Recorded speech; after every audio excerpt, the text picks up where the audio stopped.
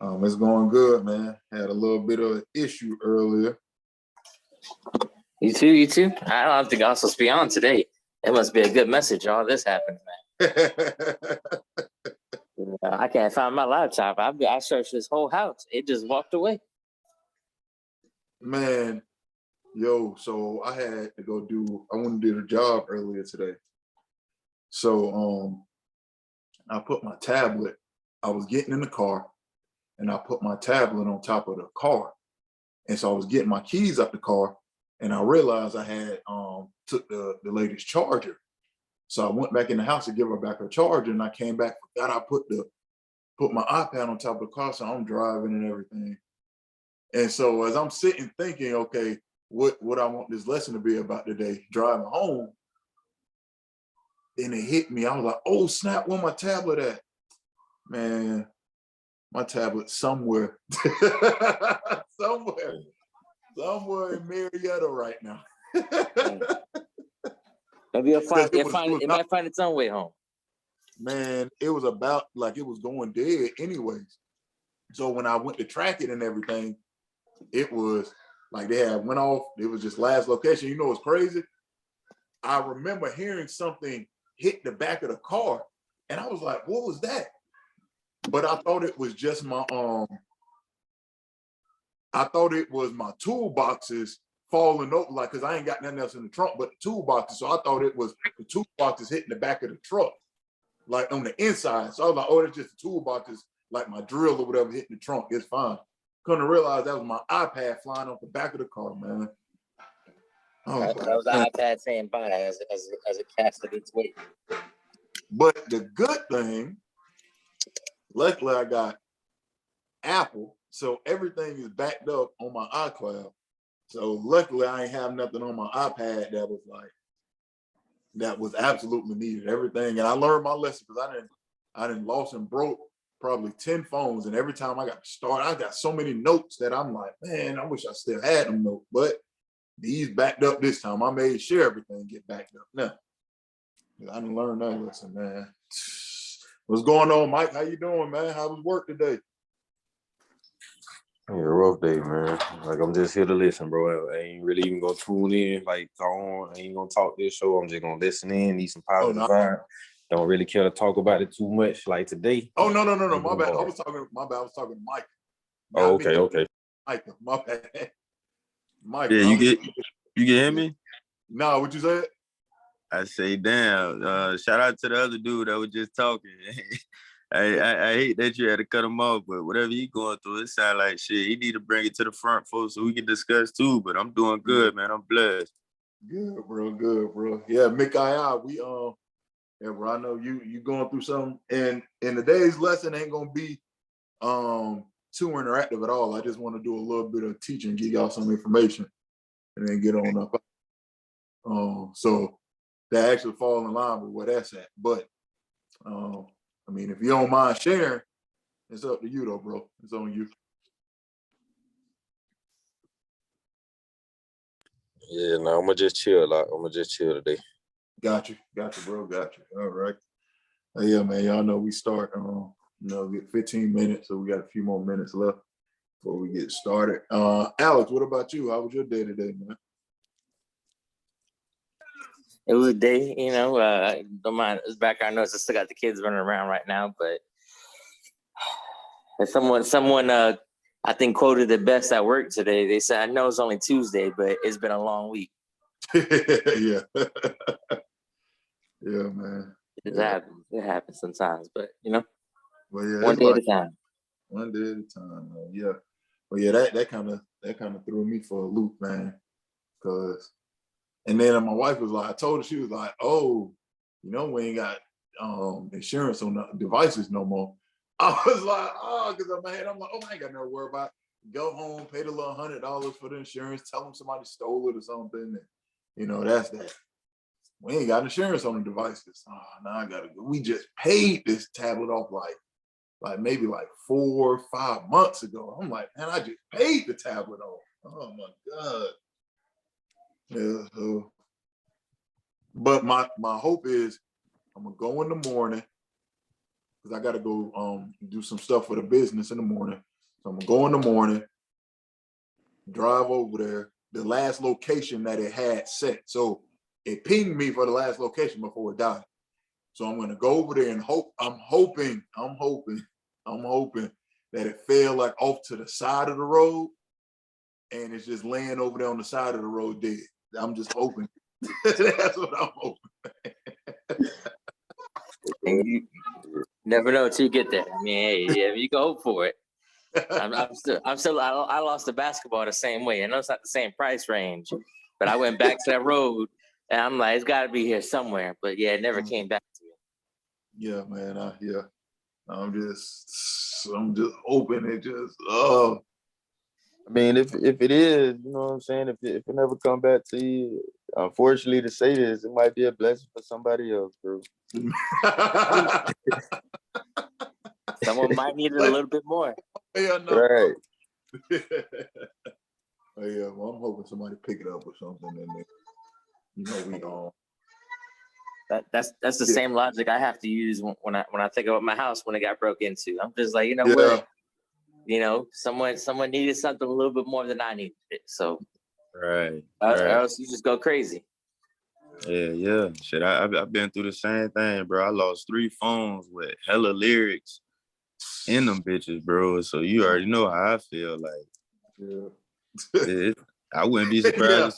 if somebody recorded one of my songs right now. Shit, and that bitch going, you know what I'm saying? It's doing numbers. I'd be a little disturbed, but you know. Yeah. That's my intellectual property. You'll be a ghostwriter. You didn't even know it yet. You didn't even sign up to be a ghostwriter. Right. I'm just volunteering to be a ghostwriter for free. Ain't that a bit? Yeah, man. Hey, Mike. I know Aiden them won the Super Bowl. What's next after that? They won the Super Bowl here in Tampa, or was that statewide Super Bowl they won? Nah, they won the Super Bowl in Tampa. They won the Super Bowl, and then after the Super Bowl, they had a grand champion game where they played another Super Bowl team from a different league. We played the Brandon Bears, and they whooped ass 28-0 at Raymond James. Oh, dang.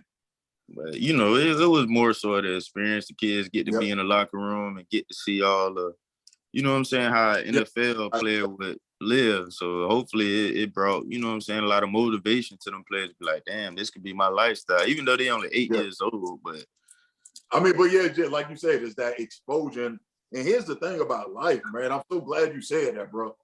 The thing about life, and a lot of us can attest to it. And Michael, we grew up together, so we know exposure is important, man. Like the things in which are put into your reality can shape and form your future. Like if you and we talked about this before, men are very visual creatures. Like by nature, we are visual. So the more we see, the more we can accomplish. I'm not saying you can't accomplish if you don't see it, but putting this stuff in your child's face, like you said, man, like they could be like, man, this is what it's like to be in the NFL locker room. Like, oh man, I get these cushioned seats, you know, I get, you know, all this and that, and then that'll stick with them for the rest of their life. So when they start playing football, like when they get to high school, then they get to college, like it ain't the same, and they can still feel like, no, it get better than this. Like, no, it get way better than this because I done already seen it. And that's what I'm trying to get to. So yeah, that exposure, bro, that is important. That is very,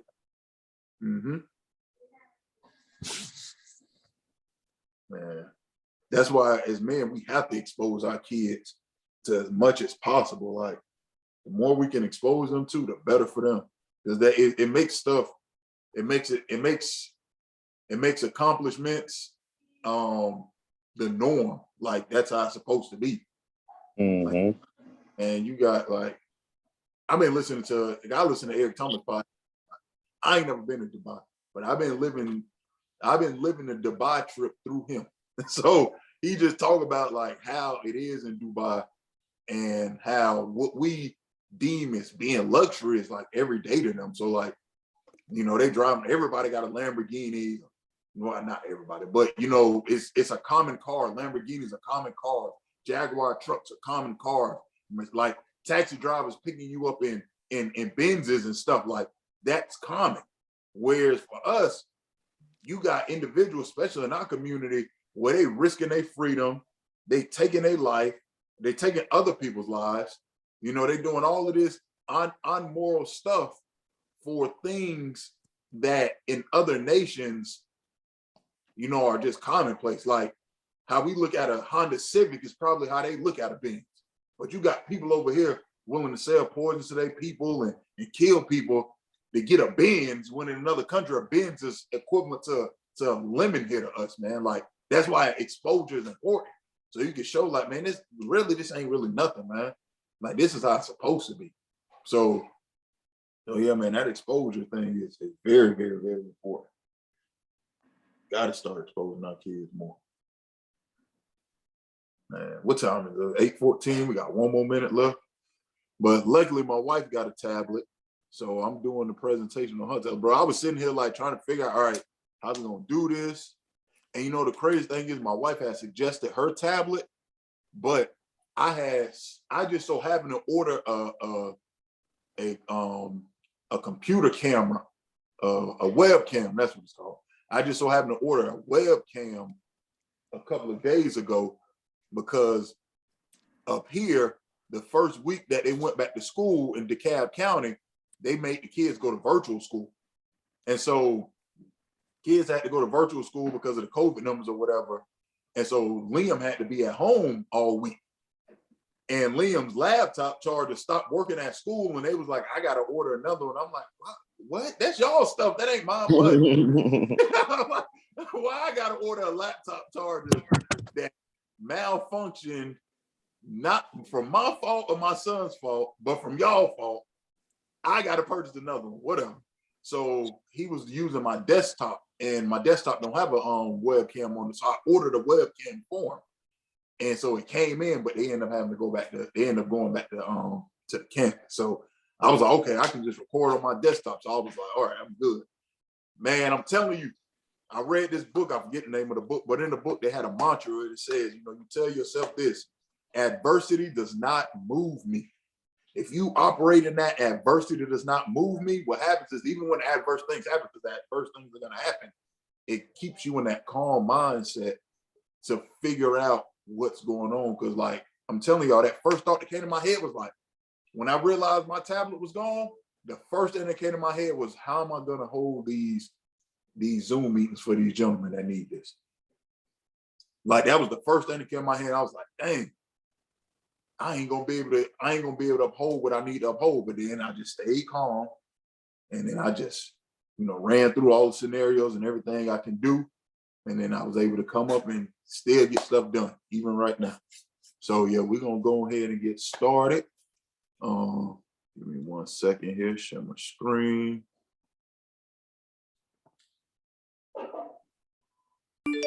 All right, yes, I'm sharing my screen. If anybody else come on while we're on, hopefully I'll be able to see them.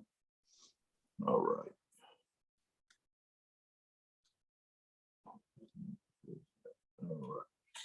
All right, gentlemen, can you all see my screen? Yes, sir. All right, good. All right, so this is not going to be a long one. This is going to be, you know, pretty good, but it's not going to be a long one, gentlemen. But we're going to go ahead and get this thing going. So I want to welcome everybody to the Setting Your Attention seminar today. Those of you all who are in the chat or on the Zoom call live, and also those of you all who are watching it at a later date. I appreciate you all for being here. Appreciate you all for making it to session 12. I don't know if y'all know that this is session 12, which means that this is of our 21-day fast. This is day 11. We're going 21 days, which means we have done more days in the fast than days we have left. So we've done more than what we have left, which means everything is downhill from here. It only gets easier from here. So session 12, we're almost done with this thing, setting our attendance so that way we can put these things out in the universe and get back what it is that we need to get back. So, introduction to who I am. I'm Virgil Johnson. I'm an author, consultant, public speaker, husband, father. I published 2 works, Making Your Enemy Your Footstool, How to Use the American System to Your Benefit as a Black Individual in America, and the Garden Bed of Life Journal, which is a journal where I teach people how to take their ideas from seeds and bring them to fruition, which is harvesting. Those works are both published on Amazon, and you can go and purchase those works right now. Infrastructure of a Man is an organization, a consultant business that works with men to help them overcome mental blocks and stuck points. We also help men restructure their ideas as well as help them create new ideas. We work together to form a support system where men can go to be understood, supported, as well as have an accountability group that will encourage one another to achieve the goals we have set forth for life. Our aim is to ensure that real men prevail. So I want to jump right into it today, fellas. As you know, the entire premise of our sessions that we've been doing of this seminar is called Setting Your Intentions. So everything that I want to do, I want to tie it to setting intentions, coming up with your intentions, and more importantly, achieving your intentions and reaching your goals. So one of the tools that you're going to need when it comes to reaching your goal is a tool of rewarding yourself on the road to achieving your goal. We live in a world, as we know as men, where I don't know if it's everybody, but I can speak for myself personally. The world sends us mixed signals. Like, I know I get mixed signals all the time. And when it comes to having to achieve things, like, and I remember I used to carry this mindset around, and I'm so glad I got rid of this mindset because I've been able to accomplish more since I've gotten rid of this mindset. I used to always say to people, I don't need a reward. I don't need a cookie for doing what I'm supposed to do. And a lot of people have that mindset, and this is what I'm supposed to do. I don't need a reward for this. But that mindset is very detrimental in the big picture of life and in the big picture of trying to achieve a goal. And the reason why that mindset is detrimental is because, and we'll get into it a little bit later, but your mind and body work as one, but your mind is what pushes your body to go and do the things that it needs to do. In order for your body to be pushed, your mind has to want to push your body. Your mind works on reward systems. Like, naturally, your mind works on reward systems. So if you're an individual who tries to cut out reward systems or try to keep reward systems to a minimum, what you're actually doing is making the task or the goal more difficult for you to achieve. Sometimes we're fighting against ourselves because we're fighting against our nature. So you got a lot of advice out there, and different advice works with different people. So we need to understand that not everything works for everybody. Some things work for some people, whereas it don't work for somebody else. Other pieces of advice may not work for you, but it may be what catapults somebody else's entire life. So you have to find what works for you. But for those people who this advice works for them, you have to implement it, and you can't allow yourself to be ashamed because you're a type of individual who needs rewarding. Your brain is built on rewards. Chemicals released in your brain, and we'll get into one of those specifically. Chemicals released in your brain to reward you, to reward the things that you're doing. So naturally, your body is built like this. So for you to try to go against your nature is only making whatever you're trying to do that much more difficult. So you have to make sure that you're operating in the flow of nature to achieve what you want to achieve with the less resistance as possible. You already don't have resistance from life. Don't add the resistance of yourself in there as well.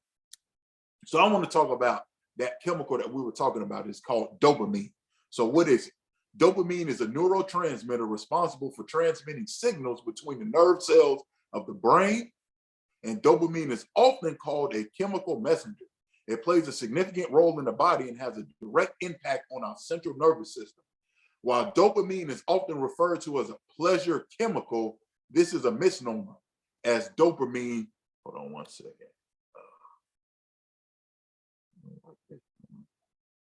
Hold on one second. Alex is in the waiting room. All right. So while dopamine is often referred to as a pleasure chemical, this is a misnomer, as dopamine doesn't actually produce pleasure. It does, however, reinforce feelings of pleasure by connecting sensations of pleasure to certain behaviors. This is why we want to talk about this, gentlemen. Dopamine is the chemical that connects. Basically, you have, I don't know if you all heard the saying before, but nerves that grow together, fire together. I believe that's how it goes. Nerves that grow together, fire together. So when you associate a certain act with another act, those two acts go together. And in your brain, and I have a video, I can put it up another time, but in your brain, like literally these nerve endings connect to one another, and then they fire together for as long as they're alive until they get killed off. So if you're an individual who ties pleasure to a certain event or an activity or a certain action, well, then every time you do that thing, it's going to become pleasurable. The reason why we're talking about this is because when it comes to setting our goals, we want to kind of shift away from the traditional way in which we've been taught to set goals. So dopamine in our goals. So the first thing we want to address is the dopamine pathway. So activation of the mesolimbic dopamine pathway tells us to repeat what just happened in order to feel the rewarding sensation. Then you have the dopamine release. On the pathway to reaching our goals, dopamine is released on the pathway to reaching our goals, not when we achieve our goals. And this is what I want to get into, gentlemen. And a hack for this is to attach dopamine to the effort and process rather than the goal. I'm going to kind of speak on this a little bit later, but one of the easiest ways to attain your goals, gentlemen, is to not hold back your rewards. See, this is what people do. A lot of people do this. We're taught this, especially us that play sports. We've been taught a term called delayed gratification. And delayed gratification is great, but most people don't know what true delayed gratification is. So what happens is they mispractice the form of delayed gratification that they've been taught. So what we have to do is, what we typically do is we have a goal that we want to achieve, this big achievement or this big whatever we want to do. And we know we got to do things to get to it. But what happens is we basically how can I say it? We basically just run ourselves ragged and dry and just hold back everything and wait until we achieve that goal in order to reward ourselves.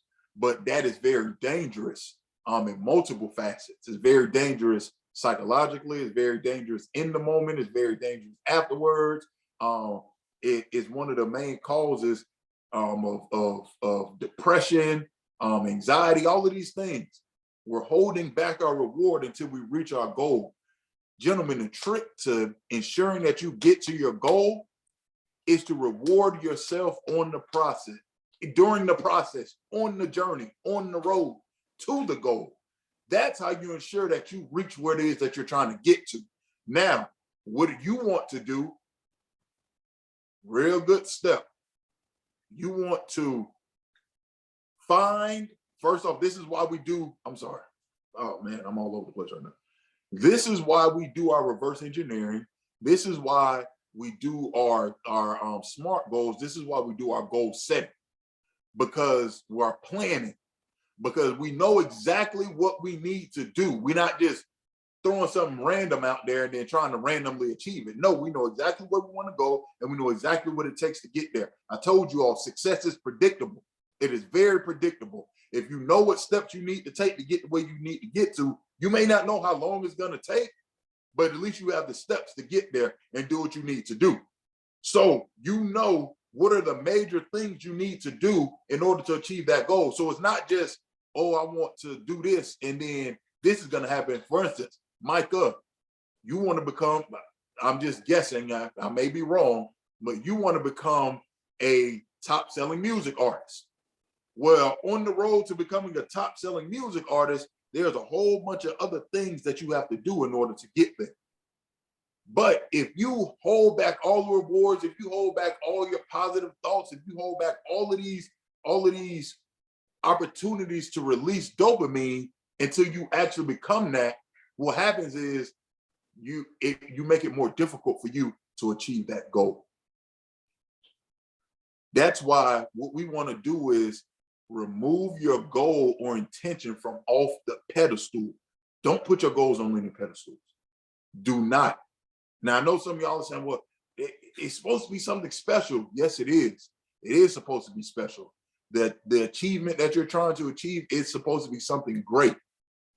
But what's even more important is the road to getting there. Because if you never walk down that road, you will never achieve that goal. So what you have to do is put the road, you have to put more emphasis on the road or the process of the goal.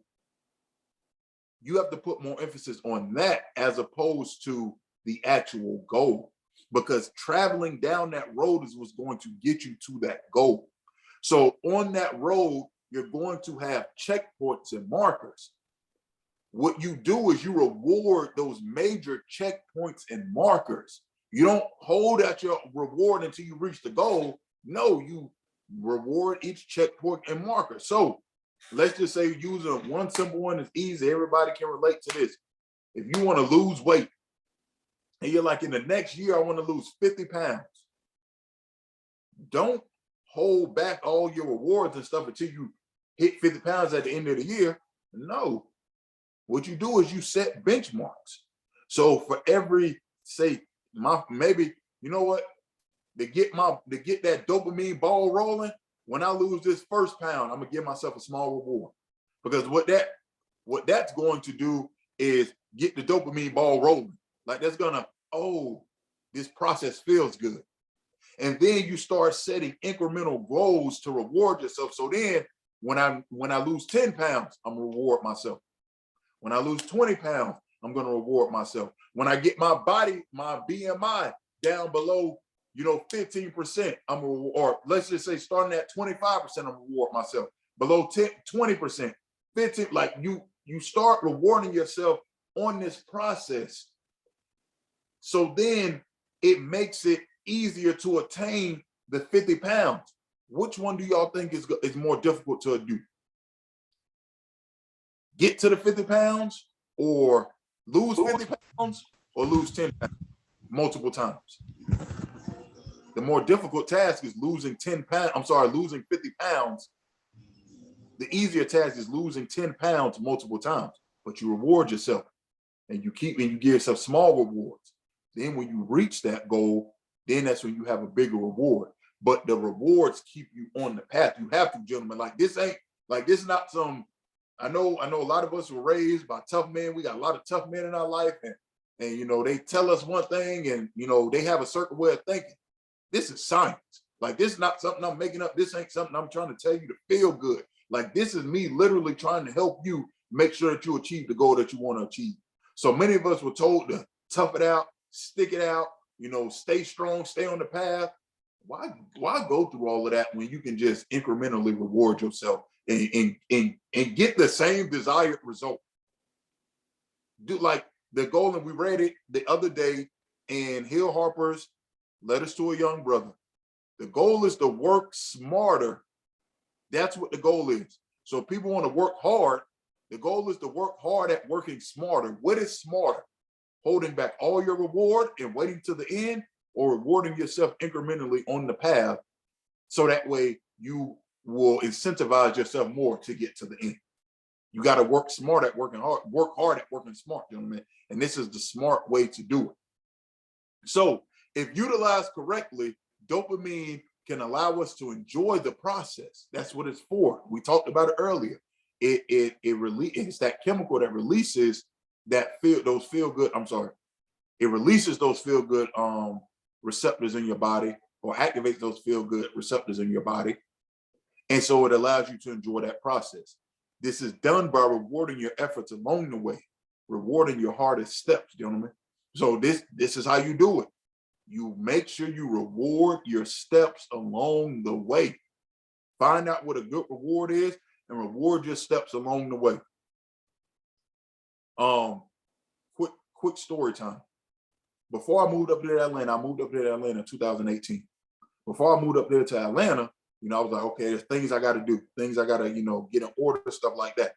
I had to end up getting me a second position. So I ended up getting a night job working at Hungry Howie's Pizza, delivering pizzas. So I was able to use that money because I still had bills I had to pay. I was doing that with, you know, my little day gig because I had my own medical supply company. So I was doing medical supply delivering and making extra money to save up for my trip to Atlanta. So I did that. And I'm gonna tell y'all, I hated it. Like, and the Hungry House that I worked at was great. All my, you know, coworkers were great. My supervisor, and he was the owner as well. They were great. Everything was great, man. But it just, I don't know. I just felt like sometimes I felt like, man, you know, this is really beneath me. I shouldn't be out here delivering pizzas at the age of 30. You know what I'm saying? But then what I did was I just rewarded myself. Like when I would get through, because I had to do it for a few months. But I had set that goal, like, okay, I want to go to Atlanta. I need to move to Atlanta in a few months. So I need to have this amount of money saved up for my trip. I need to have this amount of money saved up, da da da da da. So I started rewarding myself on the process. And I mean, it wasn't nothing big, gentlemen. Like one of the things I absolutely love is a slushie from Sonics. Love a slushie from Sonics. So what I would do is, let's just say I every Thursday, if I made it to another Thursday, on my way home, I would stop and get that slushie from Sonics. Now I didn't allow myself to get a slushie any other time other than that time. So that way it made the reward worth it. It wasn't nothing major. I didn't go out and buy, you know, $400 or $500 Balenciaga shoes or nothing like that. It's just something small on the journey, because the big goal was to get to Atlanta. That was the big goal. But the small goal is to make sure I'm making it through my responsibilities to get me there. So I would do that. You know, let's just say, you know, some days, you know, maybe on a Monday or a Tuesday, I might go in there and I might order me a nice big Works pizza from Hungry House. I love the Works pizza with the bell peppers, the onions, the black olives on it. You know, get that, or I might get me a nice hearty spicy chicken sandwich. Like, I use those things as rewards, so that way it would keep me pushing. Like, I would literally be looking forward to that pizza on that Tuesday night or whatever. And that's just how it got me through it. That's just how it got me through it, to do what I need to do. You know, making good money on tips. Like, I didn't even care about the money because it was the job, but it was like, okay, this is flexible for me. It's late at night, so I'm able to do it. I don't have to like do nothing else. And my supervisor was cool. So, and y'all know me, I don't like being boxed in. So me being a delivery man, I'm out on the road most of the time. I'm only in the building for a couple of minutes to pick up an order and take it back out. I don't like, you know, being locked in. I like to be able to move. So that also worked for who I am as an individual as well. I still, like, you have to make sacrifices, but you still want to be able to make a sacrifice that's as beneficial for you as possible. You still, like, you don't have to overly struggle, gentlemen. Like, you know yourself, you know, man, you already know you got responsibilities you have to take care of. Why not take care of them by doing something that you're great at? You got to pay bills anyway. So I'd rather pay bills doing stuff that I love to do than to pay bills doing something that I hate every day. I got to pay the bill. It don't matter how you pay the bills, just as long as the bills get paid. So that's what you have to do. Figure that out. So reward your hardest steps. What is going on here? Reward your hardest steps, gentlemen. Last thing I want to talk about real quick, avoiding dopamine buildup. Avoiding dopamine buildup curbs high levels of depression while achieving your goals, as well as after you reach the goal. Here's the thing, the secret that people don't know about when it comes to not rewarding yourself on the process. What happens is we put our goals on a big lofty pedestal, and as we know, we're men. We done did this with certain women. You know, we put a woman on the pedestal, and we think she's this high, great woman, and then we get with her, and she ain't, and it ain't what we thought it was. Our goals are the same exact way. Like, no matter what the goal is, you put it up on this high, you know, amazing pedestal, and then when you do achieve it, it's not that great thing that you continue to imagine over and over and over in your mind. So what happens is you really, like, you go into a state of depression because you're like, man, this ain't what I thought it was. But that happened not because it ain't what you thought it was because you got this big buildup. So what happened was you got this big buildup, you reached your goal, you had a huge burst of dopamine in your head, in your mind, in your brain. And then what happened was the dopamine subsided, and now you're back to reality. And that's what happens. And then you fall into a state of depression because you're like, oh my gosh, I don't know what to do. Like, this isn't what I know. You put too much emphasis on the wrong part of the process. So if you put just a little bit more emphasis on the goal as opposed to the road, when you hit it, it's going to allow you to enjoy it and savor it more. Also, what this avoids is you like always feel like you got to chase something, because what happens is people do that. They put something on a high pedestal, struggle and hold and withhold themselves and do all of these things to withhold themselves from reaching. And they hit it, have a dopamine high, and then they want to look for that high again, so they go chase another goal. And they keep doing that over and over and over again. And if they don't stop, then if they stop, then that's when they fall into a state of depression, because that's what that brings. So you want to make sure that you're putting emphasis on the process and not the actual possession or the prize or the goal or the intention, gentlemen. It's very important that you all understand that. If y'all don't leave here with anything else, understand that you have to emphasize the process more than you do the destination. Emphasize the road more than you do the destination. You have to. That's how you're going to achieve whatever goal you have set forth. Reward yourself on the journey. So Micah, if you got a goal that you want to be a certain type of artist, bro, when you sell, if you hey, let me put these goals out here. So, and I know you've already sold albums already, but let's just say, all right, when I put my next album out, like, all right, I want to sell. You reward yourself when you sell your first album, even though you've already put albums before. You reward yourself when you sell your first album, and then you reward yourself when you sell, 20, whatever. Let's just say your goal is to sell 1,000 albums. Right. I reward myself when I sell that first album, because what that's gonna do is gonna force you, or it's gonna motivate you to go out there and push to sell more. Then I'm gonna reward myself when I sell maybe my 50th album, then 100, then 200, then 500, and it just keep doing, because now it's like, oh, I want this feeling again, so I don't have to wait as long to get this feeling. So the propensity for me to fall off is not there. So then the goal, you've already been rewarded. So guess what? Now people are like, why are you so humble? Because I've already reached all the goals that I need to reach to get here, and I'm appreciative of this. But I've been rewarding myself this whole time, and that's how you do that. And it keeps you locked in longer. We're visual creatures, gentlemen. The closer something is in our vision, the more we want to go out and get it. So instead of trying to chase the gazelle way on the other side of the Serengeti, start off with just the little animals right in front of you until you get to that gazelle. And here's the thing, that's why you don't give yourself a big, like, I'm not going to give myself the same reward for selling one album as I do for selling 1,000. I'm not going to give myself that. That's why you got in the music industry, you got gold, you got silver, gold, platinum, diamond. Like, you don't get for selling, what is platinum? 100,000 records, I think. Diamond is what, 1 million, something crazy like that, or 1 million. Yeah. So you don't get the same plaque for selling 100,000 as you do for selling 1 million, but you still get a plaque. That's the thing. The plaque, like, the value is there's still a value there. It's just a little less value. So that's why you want to make sure, gentlemen, in all your goals, you're doing that. So for those of you all who have set your goals and you've done your reverse engineering, go on your path and figure out, okay, which one of these intricate steps do I need to reward myself so I can keep going? You have to, because if you don't, no matter how strong, tough, mentally fortified you are, you're going to give up. Or you're going to be extremely miserable on the way there. And then it's not even going to be worth it. Because that's where that people get that, well, was it worth it? Absolutely, it was worth it, because I rewarded myself on the process and I kept everything in perspective. So that's that. Talk about our 21-day fast. 21-day fast is going good, gentlemen. We are on, Alex, what were we, day 12? Day 12, right?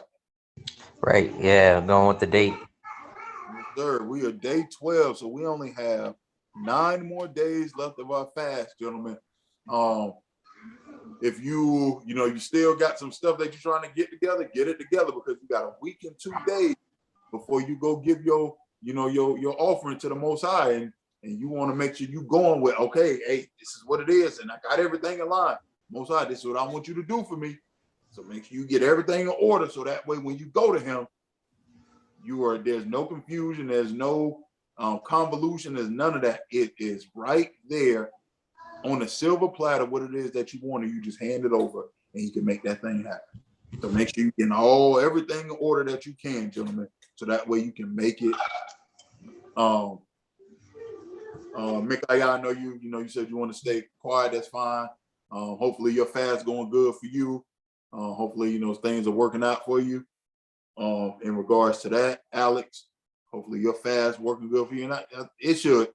It should be. Like, you're gonna go through some trials and tribulations, but it should be. Micah, have you I know you was on a call before.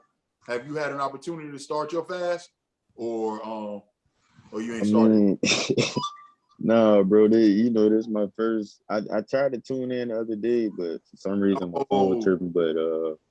But this my first actual time tuning in to your session. So I ain't even started fast, bro. I thought about starting a fast to, slow down from drinking and shit, but I might have to start tomorrow, because I ain't gonna lie, I've been drinking this whole time. I've been listening to you, so I might have to start tomorrow, bro. Hey, look, we here to help you. Here to help you get things lined up, because we know that's what you want to do. So that's what we're here for. Hold each other accountable. Right. Yes, sir. So I know that's something that you want to get through and get over. And hey, you're not the only. Here's the thing: everybody has some type of vice, bro. So you're not the only person that's struggling with some type of vice right now. Like, we all got. That's why I fast from some of the stuff I fast from. Like, where I used to, and I know it ain't the same thing to you. Me consuming fast food may not be the same thing as alcohol, but it is when it's running my cholesterol up.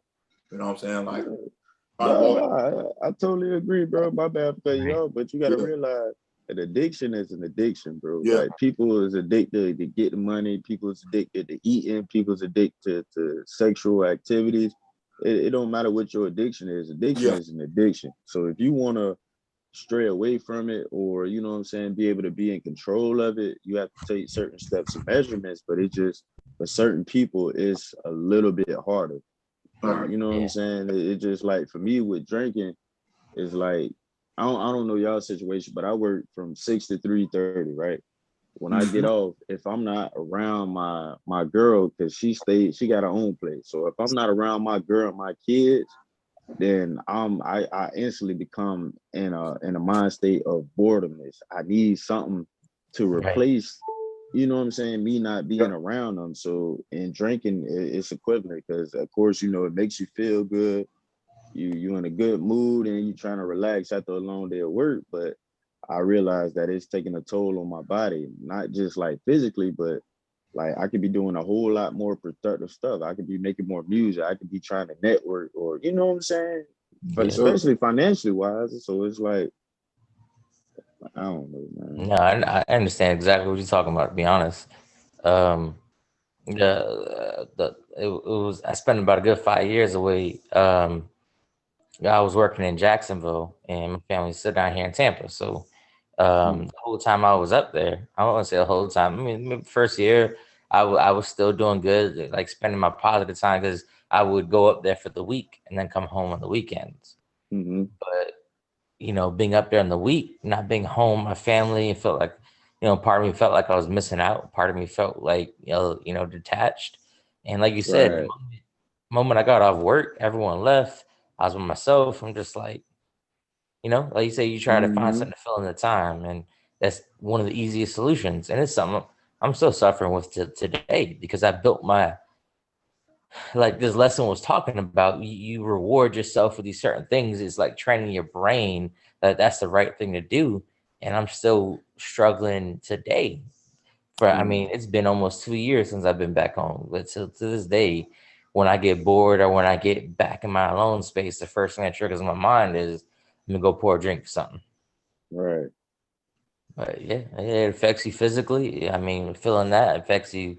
I mean, just mentally, as far as how I interact with people at that point, once I get in that mindset, and then it affects, like you said, the productivity, what I could be doing in that time instead. So, right. And what we fail to realize too, I appreciate you sharing your story. Like what I forgot to mention, it also affects us financially. So it could be something that we're going through or something that we're trying to accomplish that requires finances. But the fact that we're spending our time drinking and shit, it's like, and excuse my language, I don't know if you got kids in the background. I apologize. That's how I am. But yeah, like I said, financially too, like when you really look at the bigger picture, like it hits on all topics, mentally, spiritually, financially. Like it's something, but like you said, it's a great thing that Virgil started this stuff, this session, and this I don't know what it's called, a podcast or a small intervention, but it's great. It's great that he started that, man, because to hear from different stories and hear what people going through is actually a sign of relief, bro. Because it's like, okay, first, I'm not the only person going through this, so how can we grow together and build with each other to help each other stray away from certain courses and stuff. So right. Yep, and it's good, and I'm glad y'all brought this up. And Alex, you brought up a great point. You said you build habits up, and so Micah, and we're gonna go through this. And guess what? We're gonna go through this, and we're gonna figure out how to create a plan. Like I'm gonna be honest with you, I don't want you to just jump in and start something cold turkey. Because how many times have you been doing something cold turkey? It ain't been working. Yeah, a lot.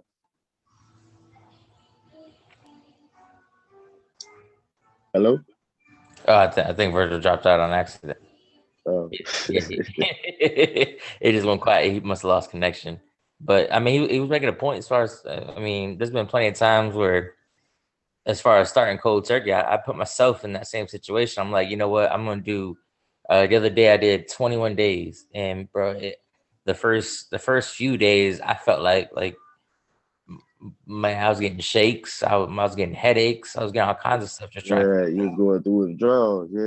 Yeah. And then I got to the 21 days. I'm like, man, there you go. I felt amazing. I was ready. And then 2 days after I hit that 21 days, I'm bored. I'm sitting here at the house anyway. And then I'm right back where I started. So yeah, it's a battle. Yeah, man. Trust me, I already know, but it's like now that it's weird because it's like just like the message he just said, like reward yourself. So you just completed your first 21 days, right? So you Right. was probably in a position, low key, how you say, subconsciously trying to reward yourself, but like, you know what, I did it this far. Let me just, I ain't got nothing to do. Let me just take a drink. Because you subconsciously rewarding yourself, which is that a contradiction? You know what I'm saying? Because you're going against what you want, or is that you letting yourself know that, you know what, I think I got this under control. If I can go 21 days, I can drink today and then go another 21, maybe 42, or you know what I'm saying, triple that.